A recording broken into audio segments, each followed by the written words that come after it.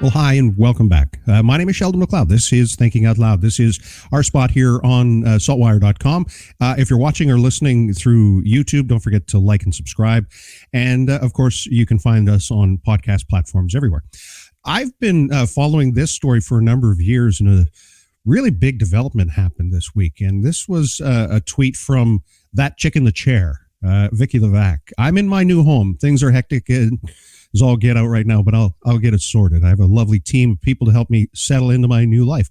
What is she talking about? Well, Vicky has been living in a senior care facility, and she's a young woman. And this is something that has been the subject of a lot of conversation, trying to move things forward here in this province. And I got this news release just the other day, and I'll just read a little bit of it for you. It says, through the shared services pilot, Independent Living Nova Scotia, the government and persons with disabilities work together to offer 24-hour community living option. This is something seen as a brainchild of Jen Powley, herself a quadriplegic due to progressive multiple sclerosis. And to talk a little bit more about this, we have Carrie Ernst. And Carrie Ernst joins the conversation. She's the Executive Director of Independent Living Nova Scotia. It's so nice to see you, Carrie. Thank you very much for doing this. Thank you, Sheldon. And for folks who might not know, Jen ran for council a few years ago. This is something she's been very much passionate about. So tell us about this exciting announcement. And does Vicky Levack tie into the story? She does. This is a very exciting week for us here at ILNS. Vicky did move into community, and Jen Powley was already in community, but this is a project, the Shared Services Pilot is something that Jen Powley and ILNS started working on back in 2018. We did a business case trying to figure out how we could offer a 24/7 care model to government so that they could move folks out of long-term care and back into community. And, the most important part is that people ask, well, is it cheaper or whatever? The honest answer to that is it doesn't matter what the cost is. These individuals with severe physical disabilities have the same right to live in community as you and I. So that's where we're at. So we've got Vicky was our first move out from Arborstone on Monday. There are still moving boxes everywhere. And I know this is exciting. And Vicky has described her setting as, she said, I'm a young person. And this is not a place that I should be. And this is something that she's been very passionate about. And not a reflection of the facility, but her position was, it felt like jail because of the restrictions on her. So how does this then work? How do you, if you're in need of some care or intensive care or extensive care, move into community? How will this help support them in that way? So the idea of the Shared Services Pilot was that we were able to take a couple pots of funding, one from the Department of Health under their self-managed care program and the disability sports program with Department of Community Services, and look at pooling that so that there was 24/7 care for these individuals, because the folks that we've attached ourselves to with this Shared Services Pilot have severe physical disabilities. So it would be very difficult. A shared services or a self-managed care model allows folks to have a few hours a day in community and already exists, but we needed to be able to move folks with severe physical disabilities back into community. I sent Vicky a text the other night, Monday night, I guess, her first night, and I just said to her, thank you for believing in us and taking this leap of faith with us. And she said, no, I need to thank you. This is the first time I've felt comfortable and secure in a long time. It is a remarkable opportunity for people who have been perhaps, and I don't know if it's through the fault, there just wasn't a place for them to live with the appropriate level of care. And I know that there has been challenges under human rights legislation. And then there's always the other side of it, which is if you can get people together, to get governments and agencies to find the opportunity to work without it taking the time of a court system, that's always a blessing. So that, you say, is something that started in 2018, and here we are, closing in on 5 years later. Right. Tell me about the struggles or the challenges in trying to get it together over those years. It's funny. I when I reflect on it, I feel like every time we ran into something, it was like, sort of pushing a rope. It's really hard to make any kind of progress with that. But we were able to problem solve, and we, quite early on, we had the buy-in from government. And I think that that was the most important piece. It's quite easy to, criticize government for not doing this and not doing that. But the folks that we were connected with and government were so invested in this and recognized that folks decided to be, or allowed to be in community and deserve to be in community. And that was kind of on the back tail ends. Our work was coming with the whole human rights case. So, I was asked yesterday, do I think that made a difference? I don't know if it made a difference, but it made it a little bit easier for us to move it forward. Mm. And this launch means what effectively? How does this change things for the work that Independent Living Nova Scotia does?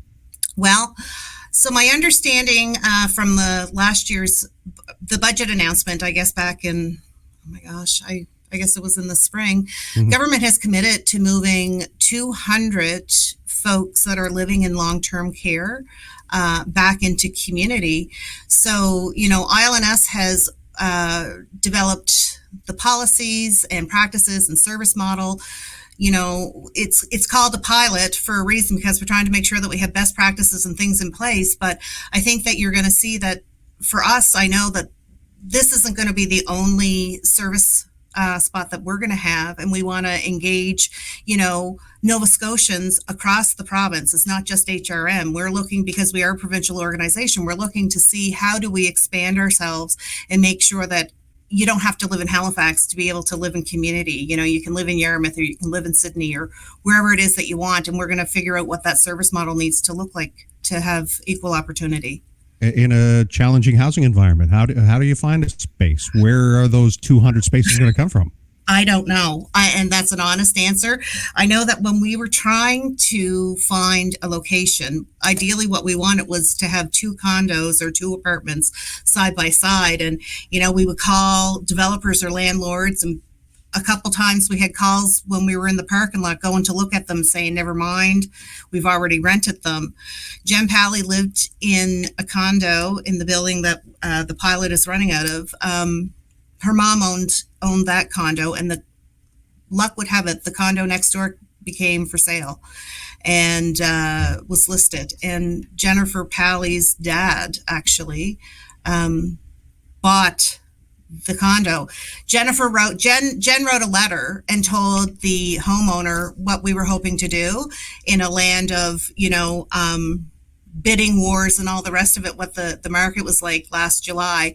Mm-hmm. And that homeowner listened to Jen's words, and there was not a bidding war. It's ILNS's hope that at the end of, the 2-year pilot, when we remove the word pilot from that we're going to be able to buy those and sort of, allow Jen's parents to enjoy their retirement, and we're going to sort of take over from there. So. Now, you touched on the other part of this, which is pilot. You said when it no longer is a pilot. That sometimes is scary for especially NGOs, non-government agencies and organizations, to say you're going to get a pot of money, but it's limited. It's defined. It's only for a certain amount of time. So what fear is there that you're going to put the effort and the time in that someone might pull the plug? So that actually was part of the conversation, because, as we were doing the planning and whatnot, that was a conversation that I had with our stakeholders at the table. And I said, I am absolutely not interested in moving people out into community and have them establish themselves and engage themselves and then have to say to them 24 months down the road, well, this wasn't a good idea, so you're going to go back to long-term care. So government made us a commitment that these folks that we've moved into community, these 4 folks, are remaining in community until they medically are unable to live in community. With that being said, that was before the budget announcement. So government is invested in this. I don't think that they're going to backpedal on this and decide, and maybe I'm dreaming, but I really believe, I think that they aren't going to backpedal on this. They realize they're doing the right thing for the right reasons. I know you sent the release out to media. So who do you want to know about this? Who are you trying to reach? I think that it's really important. The disability community needs to know, and the consumers of different services need to know that this is going to be an option for folks, and that with hard work, we really can find inclusion. And I think that when we did that outreach, it was just really important for us to have folks understand what the story was too. The pilot came out of work that Jen Pally and I started around a boardroom table after a conversation, at the board level, and ILNS has sort of jumped in both feet, and Jen has been instrumental because she is first voice, and she was telling us what she needs to have this, be able to live, successfully in community. Well, congratulations. I know it was a lot of hard work, and it's taken a lot of faith, and it's taken a lot of, I'm sure, anxious moments to make this a possibility. And well, congratulations on reaching this destination. And I wish you nothing but success in the next journey past pilot into long-term sustainability for this program. Thank you so much. Thank you. Thanks. Carrie Ernst is the Executive Director of Independent Living Nova Scotia. Thank you so much.